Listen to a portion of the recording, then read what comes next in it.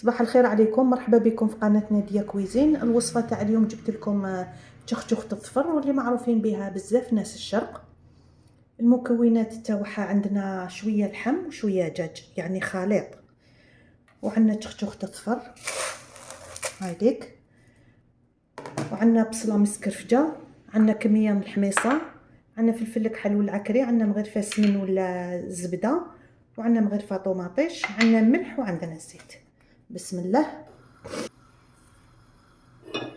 كنا نسبق في الزيت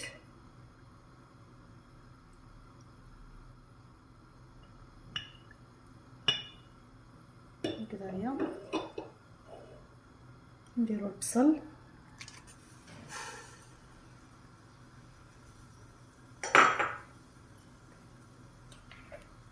عندنا ليدان،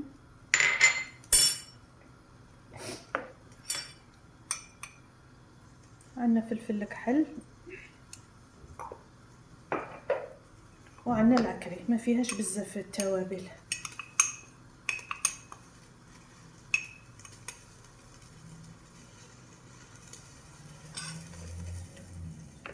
هكذايا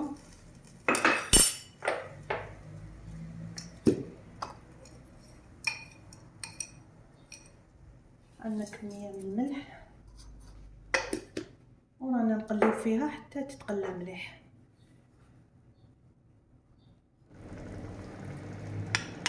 نزيدو غرفه تاع الطوماطيش باش تتقلى معاها وتتنحى هذيك القروصيه مليح كي تتقلى.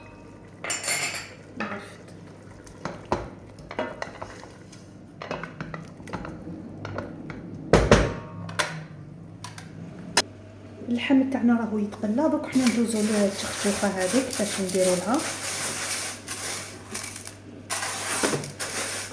دوك نواسي لها الماء، نشللها هكذايا. كي تعرفيها باللي نوعيه مليحه شليها هكذا، ما تخافيش. انا هذه جابتها لي واحد المشتركه، نقولها يعني كثر خيرك وربي يحفظك. ودوك نرمي هذا الماء هكذا كاش تخشى ولا كاش غبار ولا يتنحى.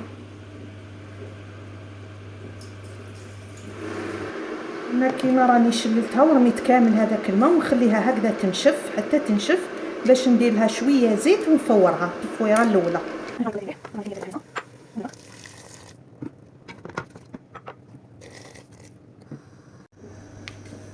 بعد ما مرقت القدره تاعي دوك جيت للتشختوخه هنايا. شوفوا شتوني يا اخي، غسلتها مليح شربتها، وشوفوا كيف قاعده تنفركتا كي نشفت. على قلت لكم نوعيه مليحه، واللي تخاف تكون النوعيه تاعها ماشي مليحه غير ترشها برك بشويه ما تغسلهاش هكذاك. ها هي شوفوا دوك ندير لها قطيره زيت ونفورها. نفورها فوق التمرق هذاك اللي مرقته.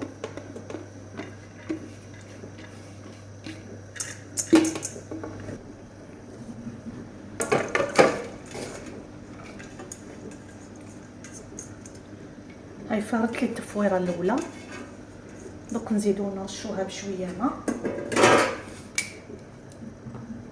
غير هكذايا، ونزيدو نخلوها تشرب، ونزيدو نفوروها الزوجه هكذايا.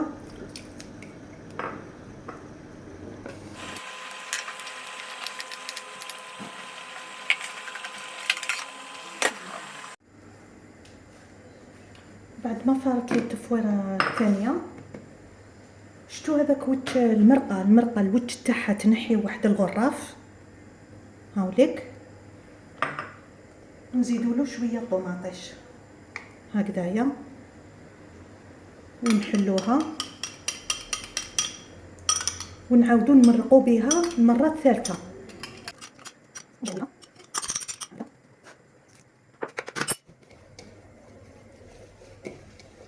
ونعاودو نفوروها مره ثالثه هكذايا.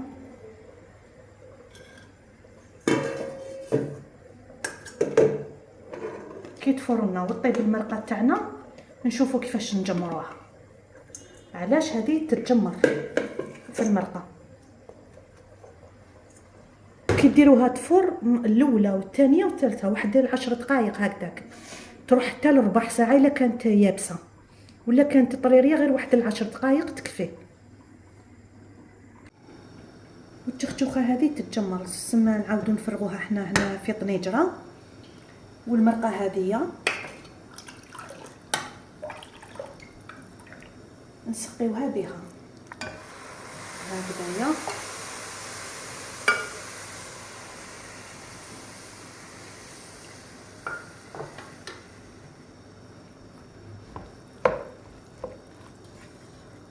ونشوفوا نخلوها تتجمر هكذا ونشوفوا لا خصها نزيدوها، راح تزيد تتنفخ هكذايا. تنقصي لها النار باش ما تلصقش وتخليها في غرضها هكذا.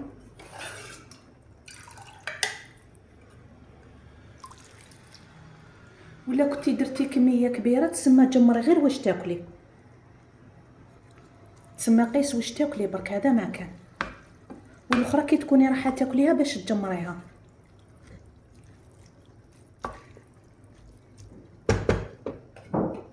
ونديروا لها مغرفه زبده، هي تحب الزبده تاع البقره اللي تنباع عند اللبان، واللي ماشي متوفر عنده يدير مغرفه مارغرين ولا مغرفه زبده هكذا. وراكي تحركي فيها حتى تشوفيها شربت، هذيك تكون زادت في الحجم تاعها.